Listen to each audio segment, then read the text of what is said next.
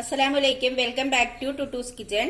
ഇന്ന് ഞാൻ ഉണ്ടാക്കാൻ പോകുന്നത് ഒരു ചോക്ലേറ്റ് ഷേക്ക് റെസിപ്പിയാണ്. അതിനു വേണ്ടി ഞാനൊരു 4 ടീസ്പൂൺ ചോക്ലേറ്റ് ഐസ്ക്രീം ജാറിലേക്ക് ഇടുന്നുണ്ട്. ഇനി ഞാൻ ഇതിലേക്ക് ഒരു റോബസ്റ്റ പഴം ചെറിയ പീസായിട്ട് അരിഞ്ഞു വെച്ചിട്ടുണ്ട്.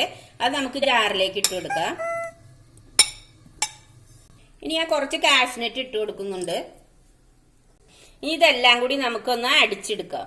നമ്മുടെ ചോക്ലേറ്റ് ഷേക്ക് ഇപ്പോൾ ഇവിടെ റെഡി ആയിട്ടുണ്ട്. ഇനി നമുക്കിത് ഒരു ഗ്ലാസ്സിലേക്ക് പകർത്താം.